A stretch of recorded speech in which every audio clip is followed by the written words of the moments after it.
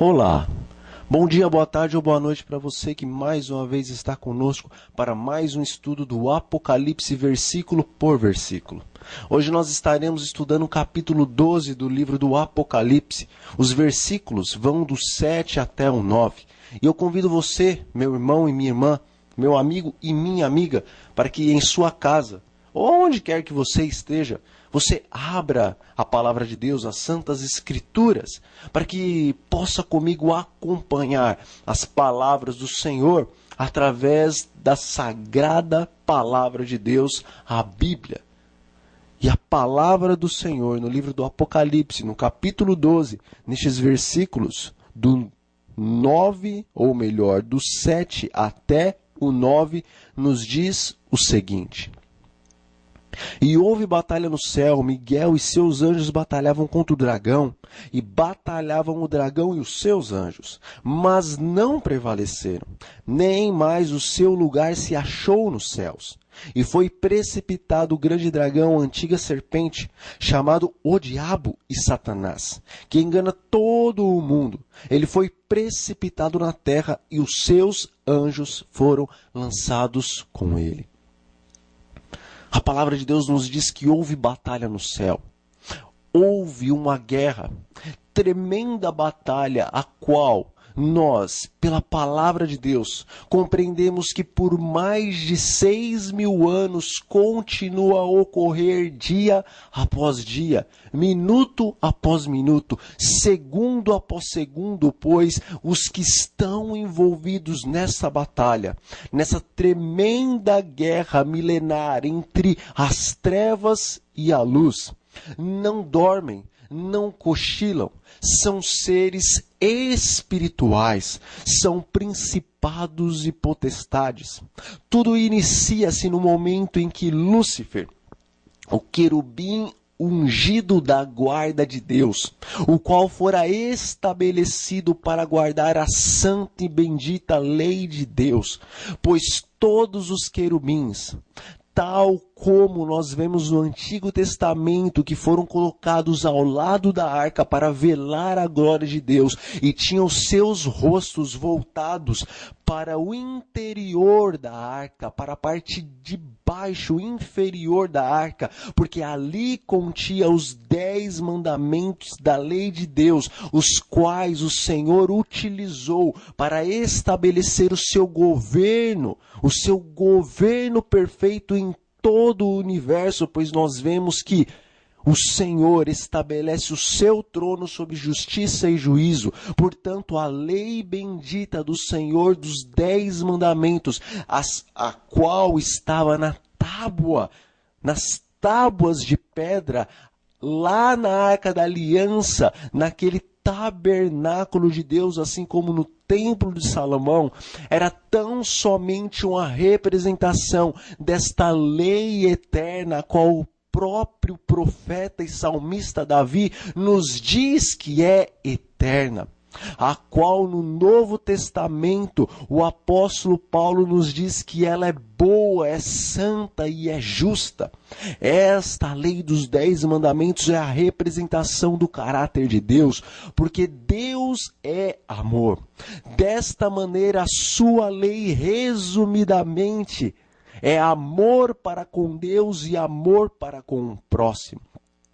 Deus é amor e revela o seu amor em sua lei e implantou no coração de todos os seus seres criados inteligentes esta lei do amor, para que, cumprindo toda a lei, todos os seres racionais, tais como anjos e homens, pudessem então amar o seu Criador e amar ao seu próximo. Os 4 primeiros mandamentos demandam amor para com o seu Deus. E como amamos a Deus, quer no céu, quer na terra, quer em qualquer outra parte do universo, onde hajam verdadeiramente seres criados à imagem e à semelhança de Deus, todos os seres racionais, os quais o Senhor Deus criou. Estes amam a Deus, não adorando imagens de escultura, não tendo outros deuses diante deles, não se prostrando diante de outras entidades, as quais foram criadas por Deus, mas que em algum momento desejaram se levantar também como deuses. A palavra de Deus nos 10 mandamentos nos diz que nós amamos a Deus quando nós não tomamos o seu nome em vão. E a palavra de Deus nos diz que nós, seres criados e inteligentes, feitos à imagem e à semelhança de Deus, nós adoramos e amamos o nosso Criador quando nós santificamos, quando nós separamos o sábado, o 7º dia, o qual Deus, o Criador de todas as coisas, aquele que não nasceu, mas aquele que é, aquele que era e aquele que sempre há de ser, a existência de todas as coisas e aquele que deu vida e forma a todas as coisas, este, o soberano do universo e o rei do universo e o Senhor de toda a igreja, o Pai da eternidade, ele estabeleceu que todos os seus filhos, criados à sua imagem e à semelhança, deviam no dia 7º adorar o Criador de uma maneira toda especial. Isto nós vemos que foi definido, estabelecido nas eras eternas. Porque embora a lei ela seja dada de uma maneira visível, pois ela era eterna, mas ela foi dada de uma maneira visível ao povo de Deus, ali no Monte Sinai. Nós vemos que o 4º mandamento da lei de Deus, o qual nos diz que o Senhor deseja, e mais do que isso, ordena em sua santa e bendita lei que os seus filhos, o seu povo, o adorem no dia 7º da criação.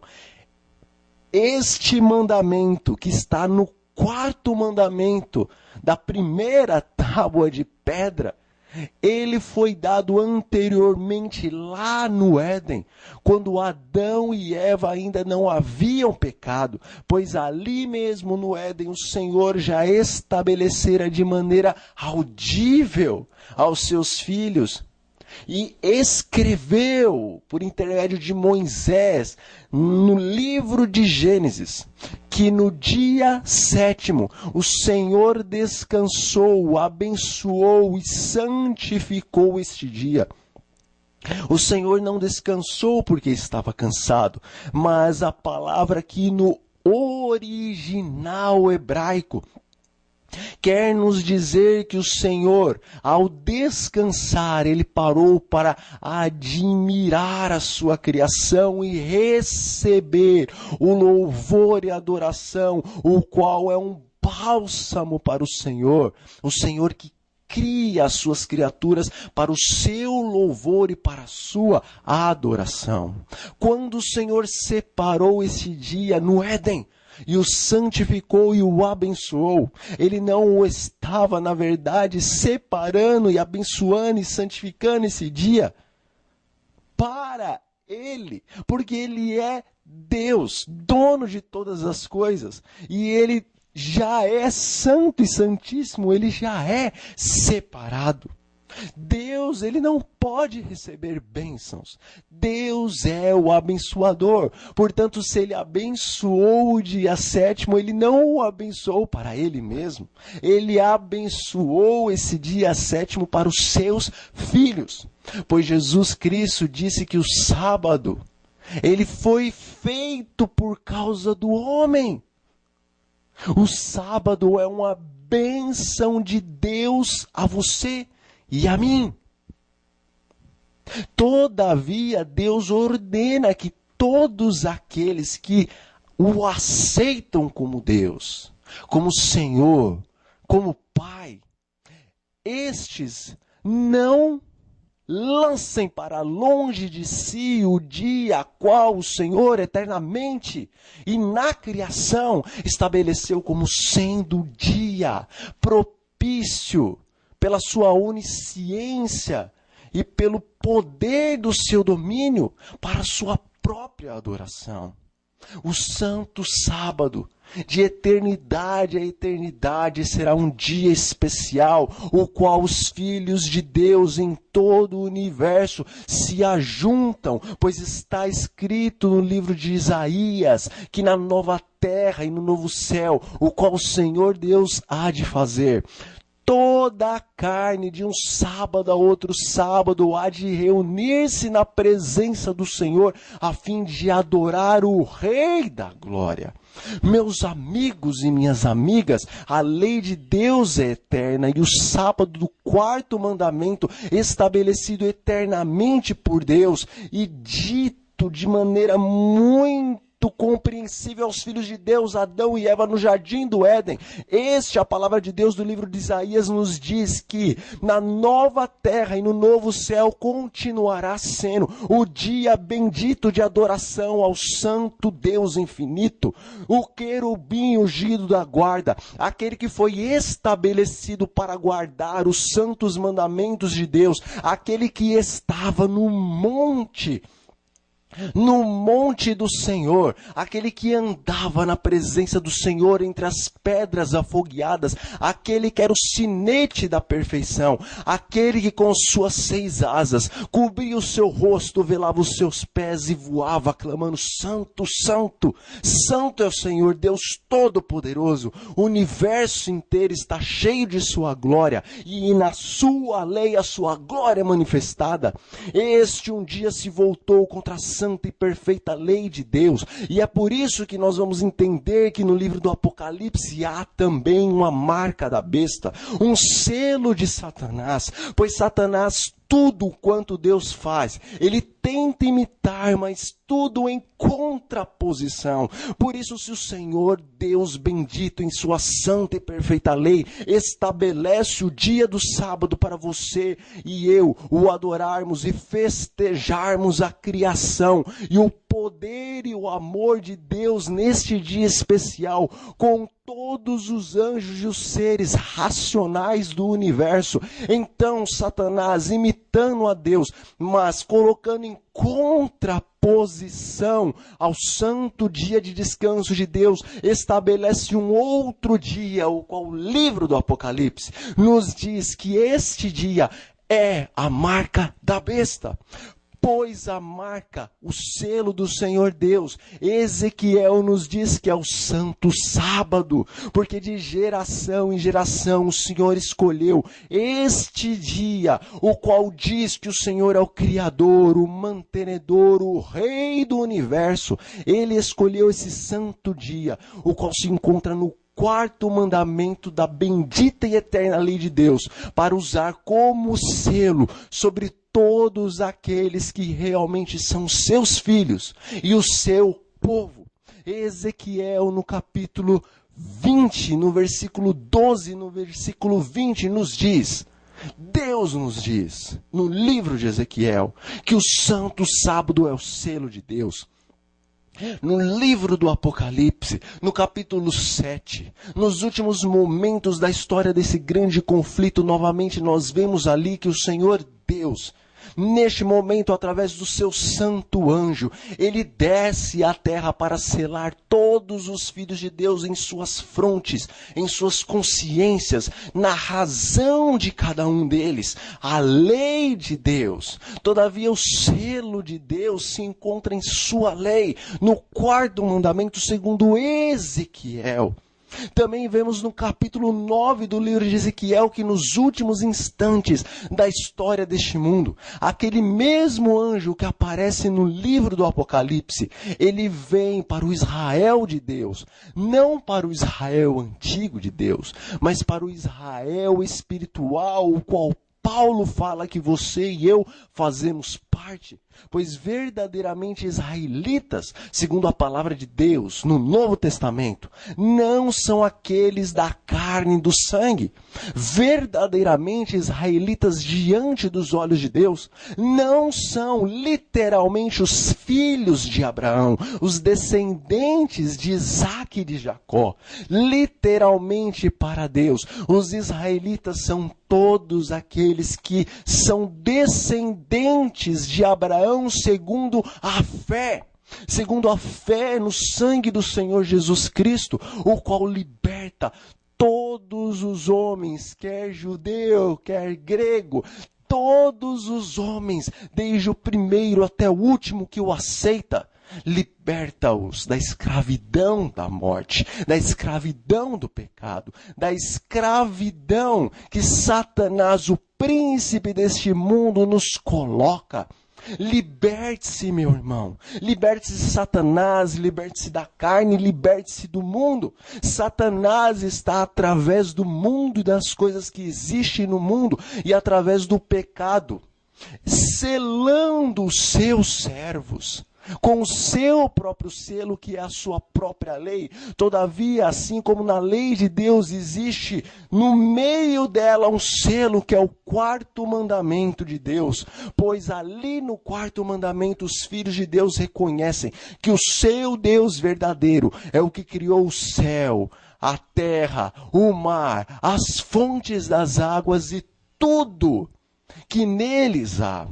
Mas Satanás, em sua lei espúria, em sua lei falsa, em sua lei do falso Cristo, do anticristo, o qual se assenta no trono de Deus, o qual se parece com Deus, todavia faz guerra contra tudo aquilo que se chama Deus, pois em verdade, como nós vemos no livro de Coríntios, Satanás ele se transforma em anjo de luz, ele toma a aparência de bom e de bem e de luz e de santidade, mas na verdade ele perverte as coisas como ele perverteu no Éden. Ele mistura a verdade com o erro a fim de enganar, tal como ele enganou os santos anjos de Deus nos céus e enganou o santo casal, Adão e Eva, e seduz todo mundo com a sua lábia, com o seu veneno mortal. Assim também nos últimos dias, tomando a forma de anjo de luz,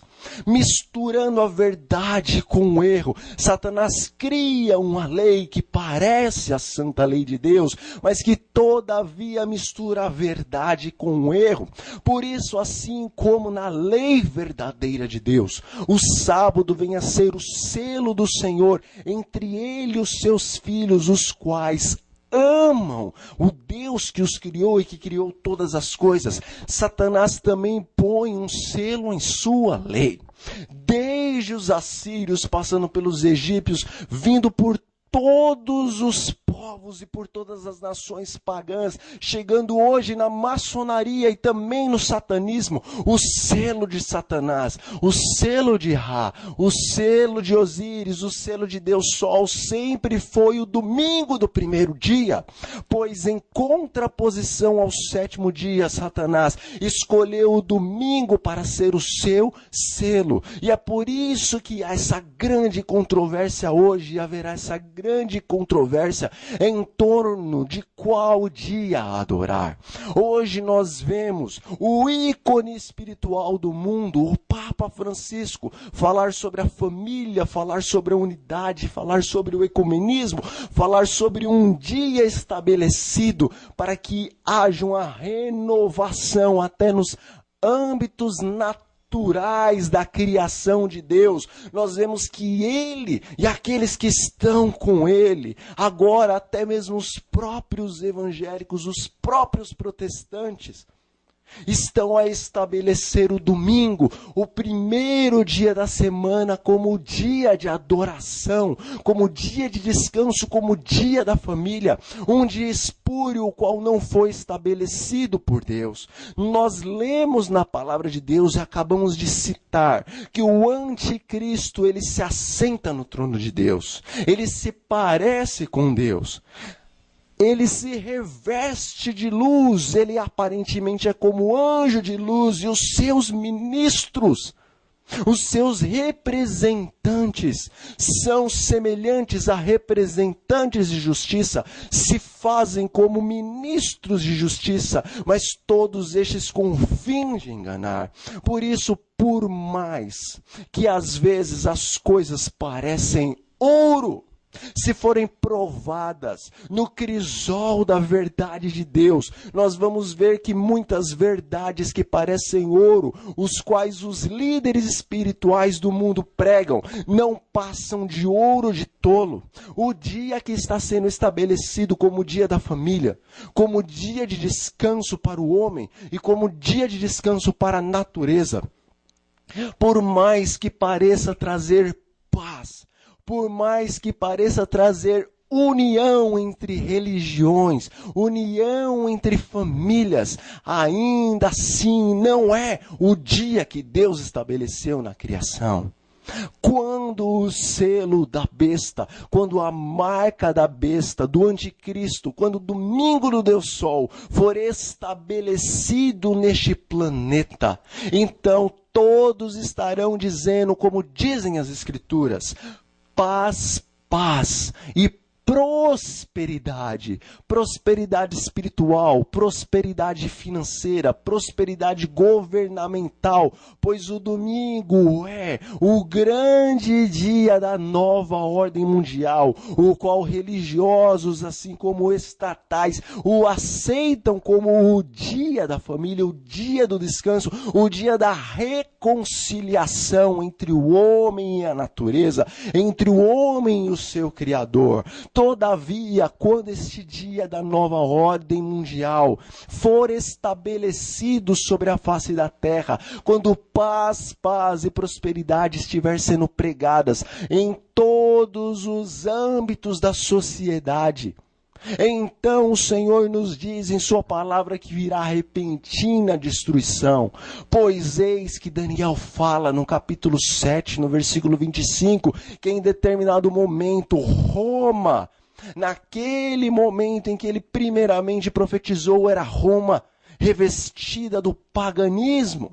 Quando Roma pagã lançasse a lei de Deus por terra, segundo está escrito neste capítulo e nesse versículo 25 de Daniel 7, quando Roma lançasse por terra esta santa e bendita lei de Deus, ela ia prosperar. E verdadeiramente esse governo, o qual neste primeiro momento da profecia era um governo pagão, ele lançou a lei de Deus por terra no ano 321 e também no ano 324 e também em 368, e assim ele prosperou no que ele fez, de maneira que por mais de um milênio, e ainda hoje a santa lei de Deus é pisada, pois mesmo aqueles que no passado e hoje se dizem religiosos, eles preferem seguir a tradição do homem do que seguir o assim diz o Senhor. Porque no assim diz o Senhor, desde o Éden até 321, 324 e 368, sempre o assim diz o Senhor disse, lembra-te do dia do sábado para o santificar. 6 dias trabalharás e farás toda a tua obra.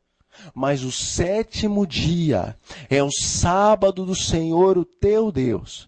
Neste dia não farás obra alguma, nem tu, nem o teu filho, nem a tua filha, nem o teu servo, nem a tua serva, nem o teu animal, e nem o forasteiro que entrar das tuas portas para dentro. E por que isso? Porque o Senhor estabelece isso. Está escrito ainda no 4º mandamento da lei de Deus, porque em 6 dias fez o Senhor, o céu, a terra, o mar, as fontes das águas e tudo que neles há. Mas ao 7º dia, ele, aquele que é o exemplo para todos, ele descansou. Só que ele fez mais nesse 7º dia. Além dele descansar e dar o exemplo para os seus filhos também repousarem neste dia. Ele ainda abençoou este dia. Ele separou, ele santificou o dia do sábado e o abençoou para que os seus filhos descansassem nesse dia em sua santa e bendita presença. Meus irmãos, isto é uma verdade tão profunda e tão tremenda que o Senhor Deus estabeleceu, que este grande conflito duraria 6 milênios, mas o 7º milênio, o milênio que na semana milenar profética representa o dia do descanso, neste milênio nem Deus, nem os seus servos, os quais fossem salvos e levados para a presença de Deus, estaria em conflito, estariam em trabalho. O 7º milênio é o milênio do descanso de Deus, o qual Satanás estará preso em cadeias circunstanciais, juntamente com seus demônios, nesta terra que estará desabitada, pelo fato de quando o Senhor Deus eterno, Jesus Cristo, se manifestar nas nuvens dos céus, com todo o poder e com toda a glória e com os santos anjos de Deus, segundo nós vemos na profecia, neste dia da segunda vinda do Senhor Jesus Cristo, todos os ímpios morrerão ao resplendor da glória de Deus e ao sopro de sua boca. Então todos os mortos em Cristo Jesus, segundo diz Paulo no livro de Tessalonicenses, todos esses serão ressuscitados, e todos aqueles que crerem em Cristo e que guardarem a palavra da sua paciência, a santa lei do bendito Deus, de acordo com o livro do Apocalipse, no capítulo 12, no versículo 17, que diz que este povo que guarda a palavra da paciência de Deus são os que guardam os mandamentos de Deus. E aqueles que têm o testemunho de Jesus.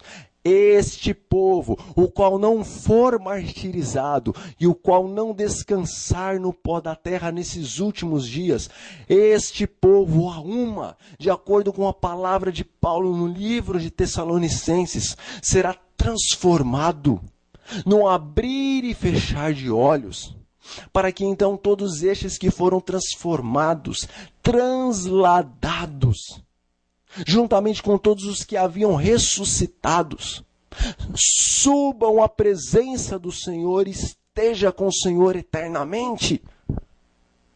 Este milênio inicia-se no momento da vinda de Cristo, o qual nós não sabemos o dia e a hora, mas as Santas Escrituras, segundo Pedro, nos mostram que ao findar o 6º milênio e entrando no 7º milênio, que é este tempo, Jesus vem e inicia-se então este milênio do descanso.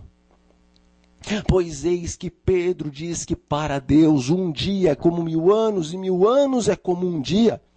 De Adão até Cristo 4000 anos se passaram, e de Cristo até os nossos dias, os dias em que todas as profecias do livro do Apocalipse apontam para que esta é a última geração. Neste livro e nesta profecia nós vemos que por 6000 anos Deus permitiu que ocorresse esse grande conflito. Mas agora que está para iniciar o 7º milênio, nós vemos que esta é a última geração, em que não passará essa geração sem que todas as coisas que estão na profecia bíblica aconteçam. Por isso, assim como o Senhor Deus criou todas as coisas em 6 dias literais, nesta profecia de Pedro nós vemos que o Senhor Deus por 6 milênios também esteve trabalhando pela salvação do homem.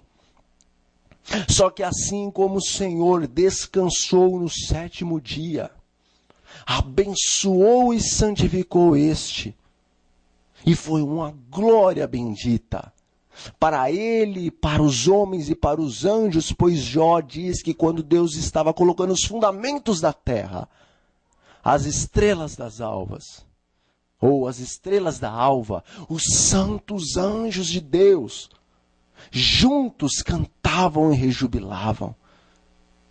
Agora, assim também como os anjos de Deus naquele 7º dia, uniram o seu louvor ao santo casal, Adão e Eva, para glorificar o nome do Todo-Poderoso, o qual havia acabado de construir esse tremendo, belo reino, essa obra de arte que mesmo depois de 6.000 anos de pecado, mesmo depois de um dilúvio que destruiu todas as coisas, ainda tem lugares tão lindos que chegamos a dizer: este lugar é o paraíso. Os anjos naquele dia, diante daquela terra perfeita, tremenda em beleza, se reuniram a Adão e a Eva e ergueram seu louvor ao santo Jeová. Todavia agora, não no 7º dia, mas no 7º milênio, o milênio do descanso de Deus, o milênio sabático do Senhor para os seus servos, neste dia os santos anjos de Deus, as estrelas da alva, juntos agora se reunirão a todos os escolhidos de Deus, tanto aqueles que ressuscitaram como aqueles que foram transladados, para estarem na presença do santo Deus, nos céus dos céus, para louvarem o Criador e o Redentor deste mundo. Oh, meus irmãos, esse grande conflito está prestes a acabar. Satanás e os seus anjos, Satanás, a antiga serpente, a qual iniciou o grande conflito porque mentiu com relação à santa e bendita lei de Deus, a base do governo do Senhor Jeová nos céus. Este agora, mais uma vez, está tentando, de alguma maneira, e de muitas maneiras, e de maneira especial, por intermédio de uma lei mentirosa, de uma lei espúria, ele está tentando fazer aqui na terra justamente aquilo que ele tentou fazer há milênios atrás nos céus.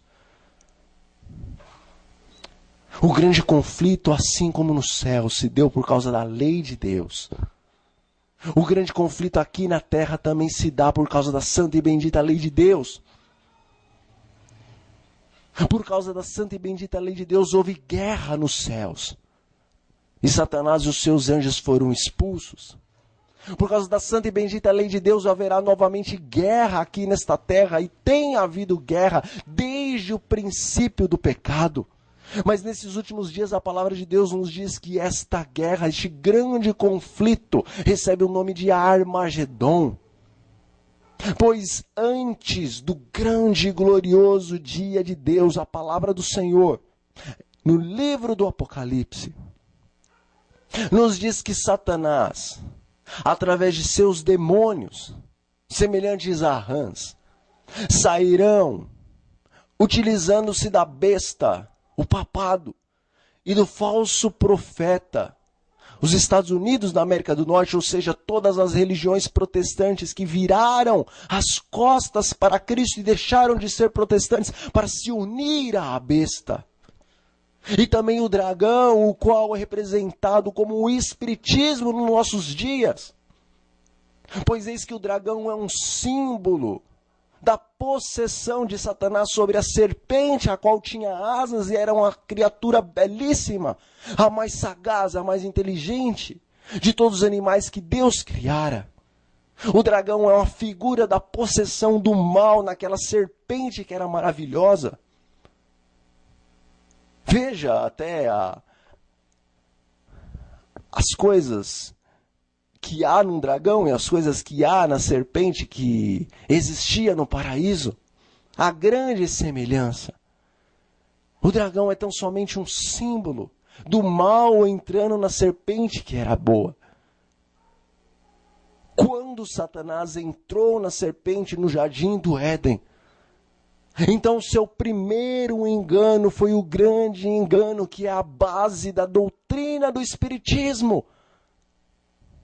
Deus havia dito que quando Adão e Eva comessem do fruto do conhecimento do bem e do mal, certamente eles morreriam. A palavra no original, certamente morreriam. Quer dizer, eles deixariam de existir. Eles voltariam para o pó e não haveria uma entidade espiritual que sairia deles e estaria penando sobre a face da terra ou em algum outro lugar, bom ou ruim. Quando Deus, no original hebraico, no original que Gênesis foi escrito, quando ele diz que o santo casal, no dia em que comesse do fruto do conhecimento do bem e do mal, certamente morreria, ele quis dizer que eles deixariam eternamente de existir. Mas Satanás, a antiga serpente, o sedutor de toda a terra, entrando na serpente e transformando aquele animal espiritualmente em um dragão, este então lança a doutrina infernal, diabólica, que parece uma doutrina de luz, mas é uma doutrina de trevas, a doutrina da imortalidade da alma. Pois o Senhor disse que eles deixariam de existir, mas Satanás, através da serpente, disse a Eva que certamente ela não morreria, eles não morreriam. Esta é a doutrina sedutora do Espiritismo, o qual adentrou o catolicismo, o qual adentrou também todas as religiões protestantes e carismáticas e pentecostais. Deus mostra em sua palavra que quando o homem morre, pelo fato dele ser pó, ele volta para o pó. Mas o Espírito, que é o fôlego de vida, segundo a palavra de Deus, o fôlego da vida a qual o Senhor Deus soprou nas narinas de Adão, este fôlego pertence a Deus porque Deus é vida. O Espírito de vida volta para Deus, que é o dono do Espírito de vida.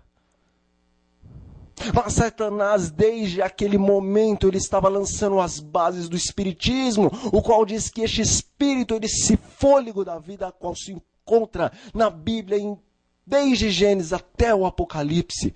Satanás lança essa doutrina de que o Espírito é uma entidade que existe dentro de nós, e quando esse corpo vai para o pó da terra, este espírito volta para o céu, ou vai para o inferno, ou vai para qualquer outro lugar, como o seio de Abraão. Isso não é bíblico, isso não é verdade. Salomão nos diz que quando o homem morre, para o além, para o lugar para onde ele vai, não existe obras, não existe conhecimento, tudo perece. Tudo é escuro. Morrem os seus pensamentos, as suas ações. Acaba de uma vez por todas. Portanto, diz a palavra de Deus, o que você tiver para fazer, faça-o hoje. Faça-o hoje. Porque para onde você vai, para o além, para a sepultura, para o caixão, ali não existe obras. O sábio Salomão, o homem mais inteligente deste mundo, abaixo de Jesus Cristo, ele nos diz que os mortos não louvam a Deus. O espírito dos mortos, como diz o Espiritismo, não está no céu cantando louvores a Deus ou em qualquer outro lugar. Salomão disse que os espíritos não louvam a Deus, porque ele entendia que o espírito que sai do homem é o fôlego da vida e volta para Deus, não para louvar a Deus, mas porque é o fôlego de vida que existe no autor, no Criador de todas as coisas. Os mortos não estão na presença de Deus, diz a palavra do Senhor. Jesus Cristo certa vez fez uma parábola. A palavra de Deus nos diz que é a parábola de Lázaro e o mendigo. Jesus Cristo não estava dizendo que verdadeiramente os mortos estariam eternamente, os perdidos, queimando. enquanto os justos estariam na santa cidade, à mesa com Abraão, com Isaac e com Jacó. Esta era a mentalidade do povo Israel, o qual também estava envolvido desde os primórdios com o espiritismo, pois eles se contaminaram com o paganismo, o qual estava sempre ao redor de Israel. Israel deveria pregar a verdade para os pagãos, mas o paganismo entrou na religião israelita e confundiu a mente dos israelitas, e eles tinham essa doutrina de que os mortos também tinham espírito, e que esse espírito dos mortos estariam para sempre no inferno queimando. Isso é doutrina grega. E eles estavam contaminados com essa doutrina. Então Jesus faz uma parábola de acordo com aquilo que estava na cabeça deles, para que eles compreendessem as coisas concernentes à obra do Messias. Todavia, o próprio Jesus, quando ele foi falar literalmente a respeito dos mortos, então ele não faz uma parábola, mas ele diz a respeito do verdadeiro Lázaro, que este estava dormindo, quando na verdade este morreu. A morte para Deus é um sono. Quando Jesus foi falar verdadeiramente o estado consciente dos mortos, ele diz que Lázaro estava dormindo, mas queria despertar a Lázaro. Ele não disse: Lázaro, desce e entra no teu corpo e sai. Ele chamou Lázaro da sua sepultura. Porque Salomão disse que os mortos voltam para a terra. Deus disse que o homem, quando morre, volta para a terra. E Lázaro estava dentro da sepultura e Jesus chamou ele da sepultura. Diz Tessalonicenses, através do profeta e apóstolo Paulo, que no dia da volta do bendito Deus, Jesus Cristo, Rei dos reis e Senhor dos senhores, a trombeta será tocada e será ouvida a voz do arcanjo, que é o arcanjo Miguel, aquele que é igual a Deus, aquele que no livro de Daniel, no capítulo 12, no versículo 1, nos diz que este se levantará para salvar o povo de Deus. É Jesus Cristo Miguel, o grande arcanjo, o chefe dos anjos, que se levanta a fim de salvar os filhos do seu povo. Arcanjo não é um ser criado, arcanjo não é um anjo, arcanjo é o chefe dos anjos, segundo está escrito no livro de Josué, no capítulo 5, versículos 13, 14 e 15, ali quando Josué e o povo estava para marchar contra Jericó, então Josué orando e clamando a Deus para que o ajudasse, para que ajudasse o seu povo nessa batalha. Então ele viu um homem com espada nua, com espada desembainhada. Então Josué pergunta se esse homem era dos dele, ou seja, de Israel, ou se era dos seus inimigos. E este homem, o qual a Bíblia nos diz que é o chefe dos exércitos do Senhor, ele declara a Josué que ele nem era dos israelitas, e ele nem era dos inimigos, mas ele era o príncipe dos exércitos do Senhor. Então a palavra de Deus nos disse que Josué se prostrou o rosto em terra e adorou o príncipe dos exércitos do Senhor, ou seja, o chefe dos anjos, o chefe de todos os principados e potestades dos céus. Então, quando Josué perguntou para o príncipe, para o arcanjo, para o Miguel, o que ele tinha para dizer, o anjo do Senhor, Jesus Cristo, diz o seguinte: tire as sandálias dos teus pés, porque o lugar onde você pisa é santo. O príncipe dos exércitos do Senhor estava declarando que ele era Deus. e que Josué deveria tirar as sandálias dos seus pés, pois estava na presença do autor da vida. O príncipe dos exércitos do Senhor e Miguel é a mesma coisa. Miguel é o arcanjo, o chefe dos anjos, o que lidera o exército do Senhor, o qual expulsou o dragão dos céus, lançando-o para a terra. Miguel é aquele que é igual a Deus, e que se levanta pelos filhos de Deus, e que lidera os exércitos do Senhor. Essa doutrina de que Miguel é anjo é uma doutrina espírita, meu irmão. É a doutrina dos anjos, a qual não foi Deus, mas Satanás que a lançou. Pois de anjo, na Bíblia, só cita o nome de um, Gabriel. Mas na doutrina dos anjos existem muitos nomes. E na Bíblia, Miguel não é anjo, é o chefe dos anjos, é o grande arcanjo. Mas na doutrina espiritual e espírita dos anjos, então Miguel é mais um entre os anjos. Na Bíblia, Miguel não é mais um entre os anjos, mas é o chefe dos anjos. Mas na doutrina dos anjos, de acordo com o Espiritismo, de acordo com a nova era, Miguel é um entre os anjos.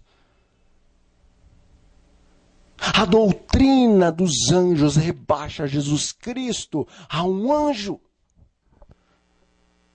Mas na palavra de Deus, Miguel, o grande arcanjo, é aquele que é igual a Deus. Este é o significado do nome Miguel. Assim como em Isaías, Jesus, quando vem aqui a essa terra, recebe muitos nomes. Príncipe da paz, Emanuel, Deus conosco, Deus forte e poderoso.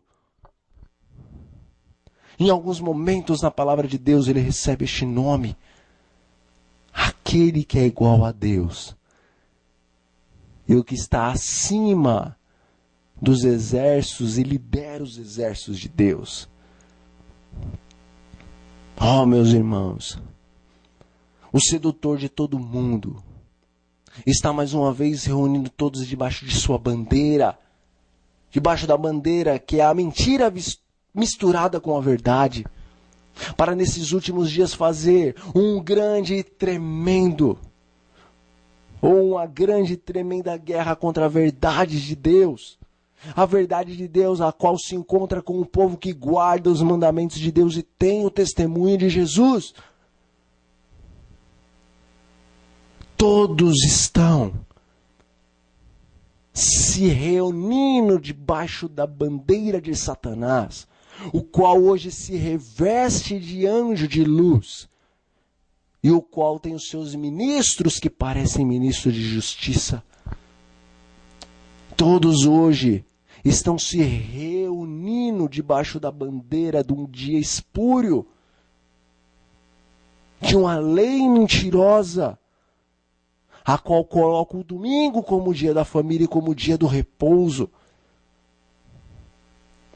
Logo, a falsa paz será estabelecida nessa nova ordem mundial, a qual separa e santifica o dia do domingo, colocando-o como marca e colocando-o como selo, de maneira que todos aqueles que não o aceitarem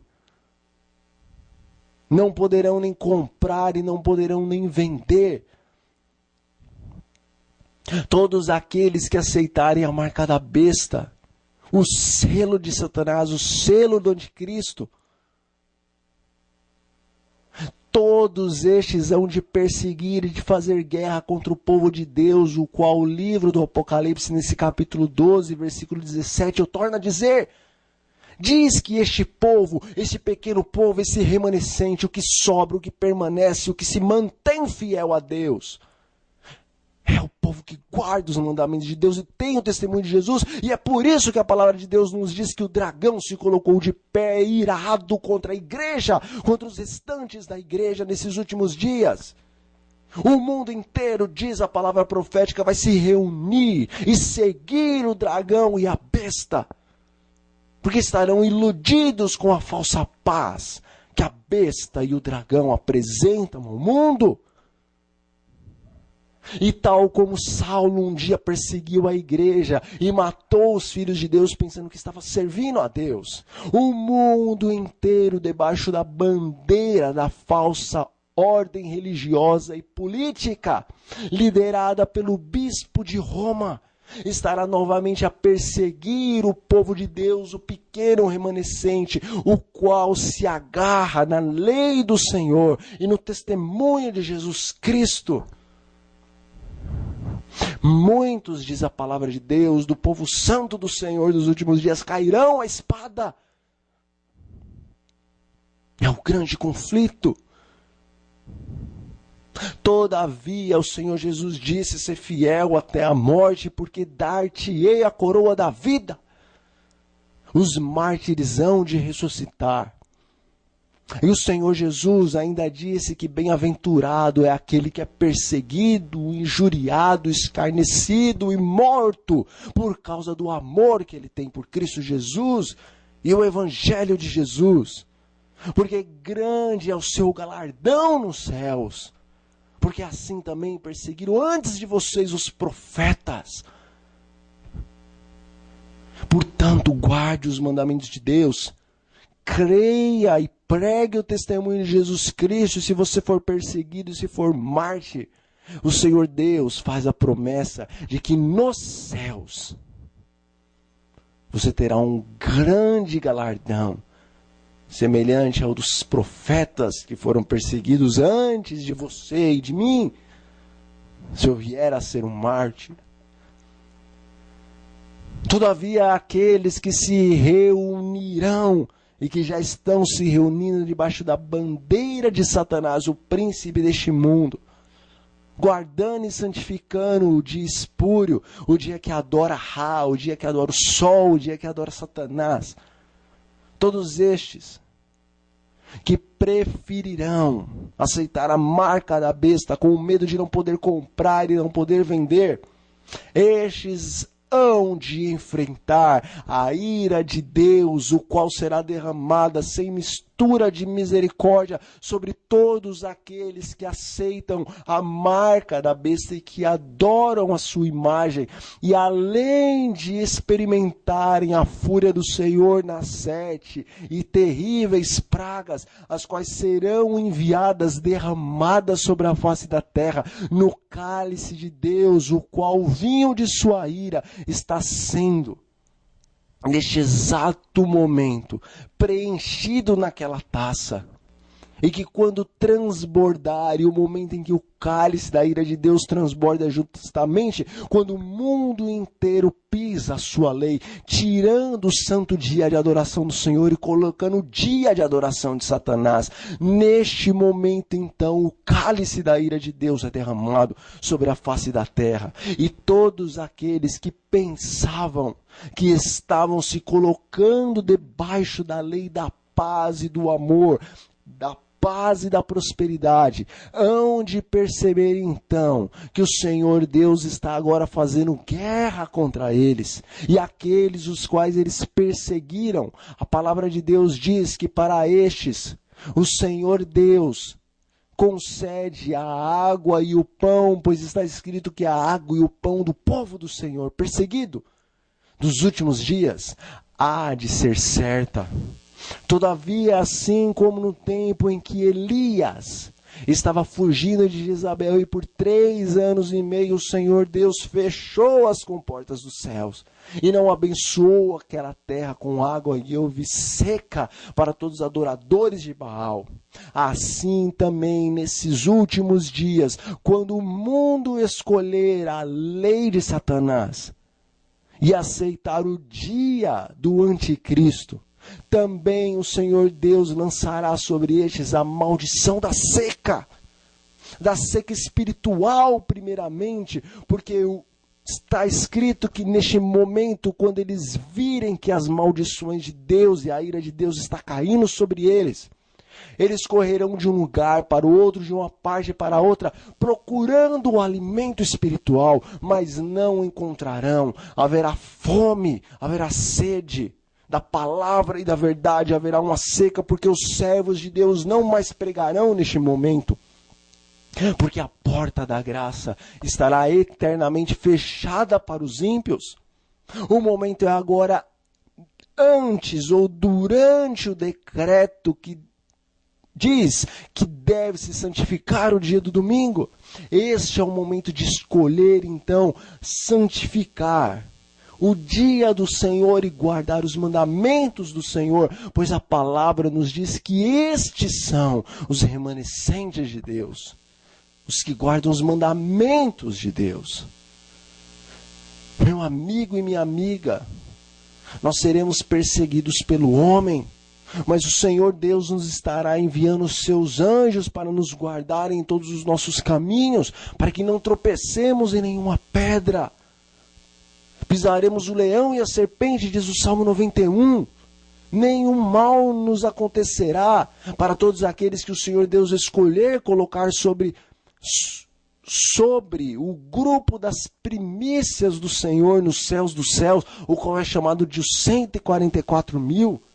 Todos estes que o Senhor selecionar para não caírem ao fio da espada, para não serem martirizados nesses últimos dias. Todos aqueles que o Senhor Deus selecionar para não descansarem no pó da terra. Estes serão o grupo das primícias do Senhor, os quais seguem o Cordeiro para onde quer que o Cordeiro vai.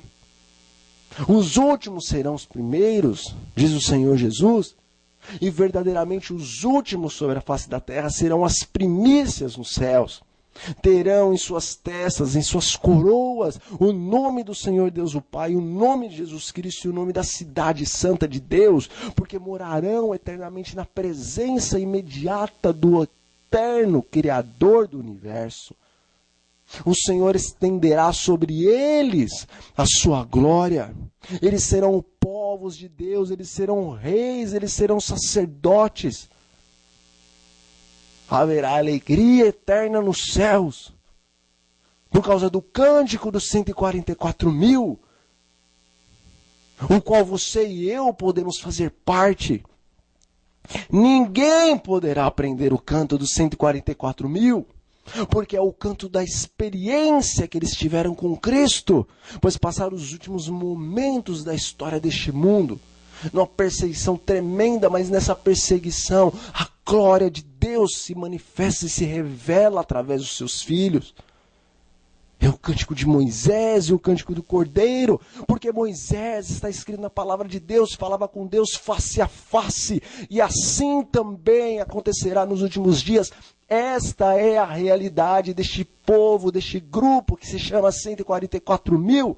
Eles estarão falando com Deus face a face, não porque verão realmente a face e a glória de Deus, porque o próprio Moisés não viu a face real de Deus, mas o falar face a face com Deus significa que eles estarão na presença do Deus Altíssimo e Santíssimo, sem a presença de um intercessor, porque no momento em que fecha a porta da graça, um pouco antes de cair as 7 pragas sobre a terra, está escrito no livro do Apocalipse que Jesus Cristo, nosso sumo sacerdote, ele deixa a sua função de interceder pelo seu povo, tal como lá no tabernáculo, no dia da expiação, quando o sumo sacerdote fazia expiação pelo povo, e então aquele grande cortinário que tinha todos os pecados registrados ali, que fazia, aquele grande cortinário que fazia a separação entre o lugar santo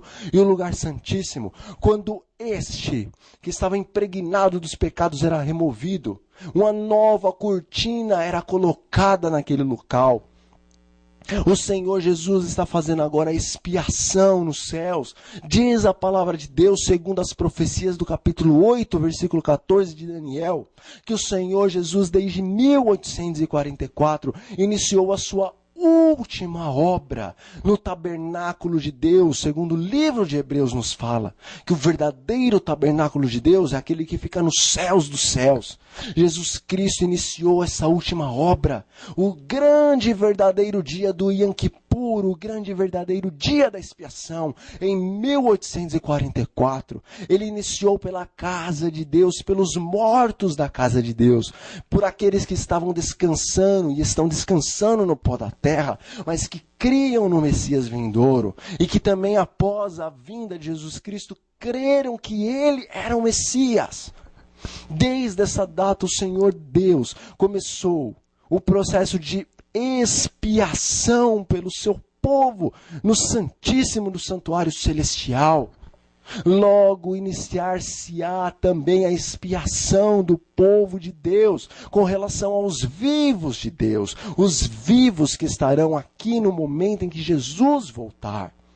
Esta obra de expiação a qual está acontecendo no santuário celestial, ela terá fim um pouco antes de cair a primeira praga de Deus.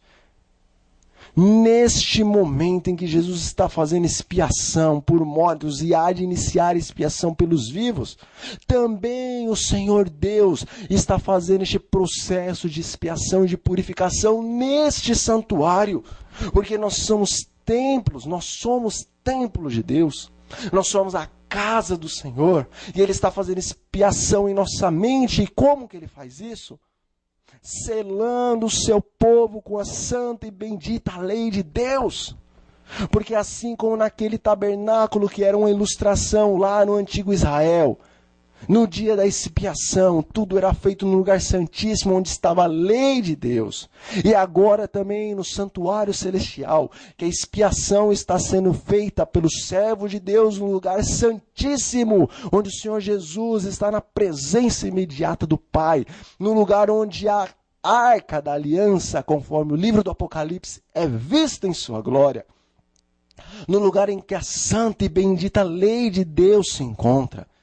Assim também, assim como no tabernáculo e no verdadeiro santuário, a expiação é feita no lugar santíssimo, onde se encontra a lei de Deus, também a verdadeira expiação, feita dentro deste tabernáculo e deste templo, está sendo efetuada no lugar santíssimo, no lugar onde o Senhor Deus, o nosso Deus, habita. O Senhor Deus inscreve a sua lei, porque é aqui o lugar santíssimo do templo, móvel, vivo do Senhor. Não é à toa que o próprio cérebro é dividido em duas partes, e que em uma parte existe 4 camadas, em outra parte existe 6 camadas, representando que a nossa mente também é como se fosse a lei do Senhor Deus.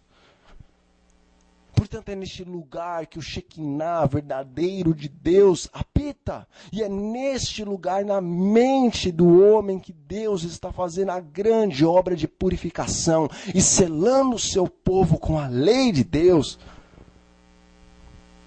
Quando o Senhor termina a expiação nos céus, Ele também termina a expiação no seu povo, no seu remanescente.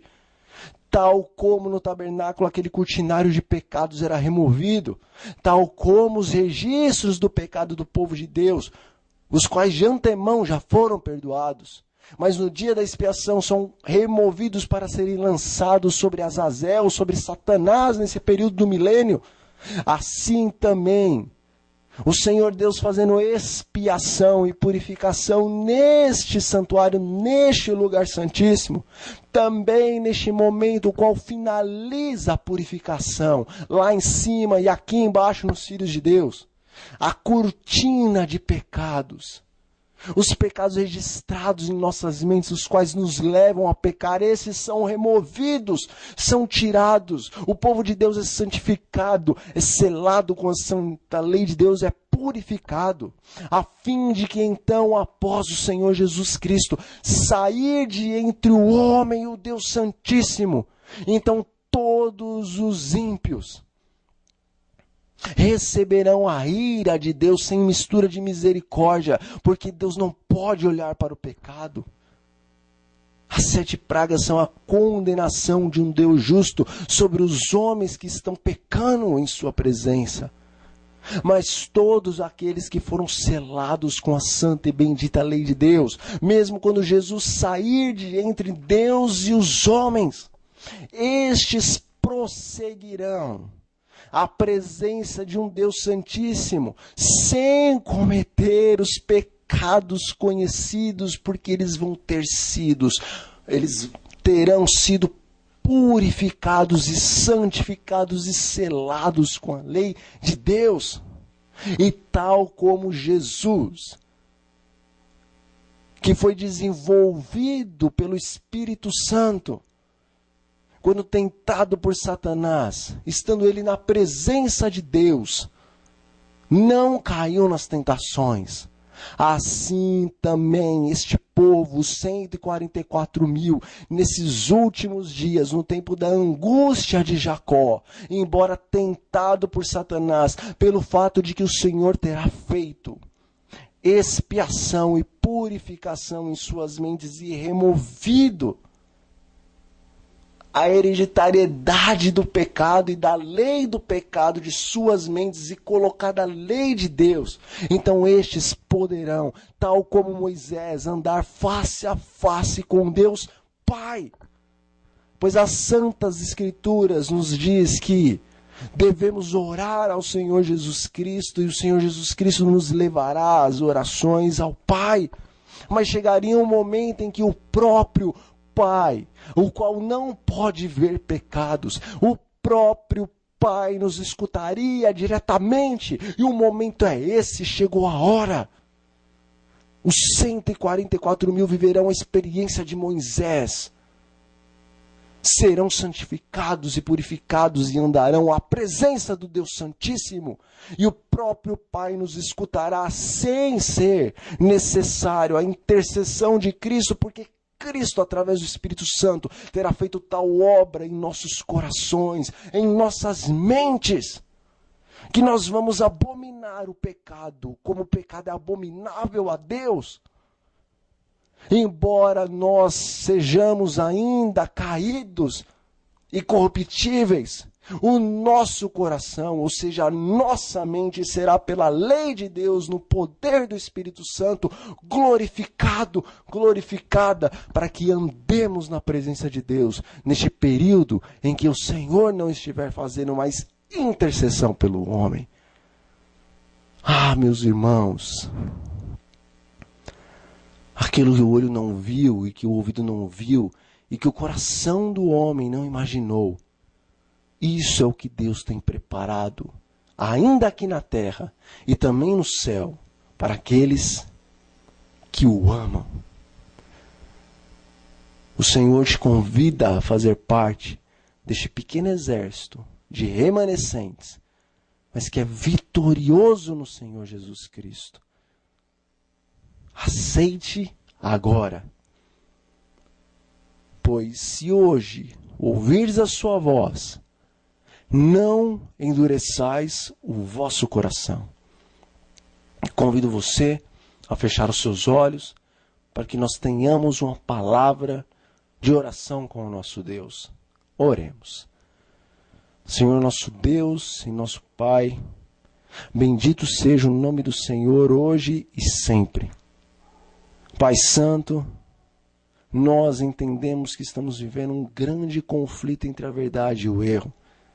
Entre Cristo, Miguel, o grande arcanjo, chefe dos anjos, aquele que é igual a Deus. Onde Cristo, Jesus, está à frente dos exércitos dos céus e também dos exércitos da terra. Em nome do Senhor Jesus, nos aceite nesse exército. Nos cele com um selo do Senhor, o qual o Espírito Santo imprime em nossas frontes, em nossas mentes. Nos cele com a santa e bendita lei do Senhor, que creiamos no testemunho de Jesus, o qual o anjo diz que é o Espírito da profecia. Ó Deus, que compreendamos as profecias de Daniel e do Apocalipse, para que possamos pregá-las também a todo povo, povo, nação, tribo, língua, para que então venha o fim. É em nome de Jesus que nós oramos a Ti e lhe agradecemos pelas bênçãos as quais o Senhor nos irá conceder e que a Tua vontade se faça em nossas vidas. É o que nós lhe pedimos e lhe agradecemos desde já. Amém e amém. Meu amigo e minha amiga, meu irmão e minha irmã, foi mais uma vez um prazer estar com você ou com vocês em mais um Apocalipse versículo por versículo. Esteja orando por estes estudos e esteja também compartilhando estes e os demais estudos e vídeos que se encontram no canal do YouTube, O Retorno da Glória. Orem por este ministério e façam a sua parte para que o Evangelho do Reino seja pregado o mais rápido possível, para que então venha o fim. Que o Senhor Deus lhes abençoe e me abençoe, que tenhamos um ótimo restante de dia, em nome do Senhor Jesus. É o que eu desejo. Amém.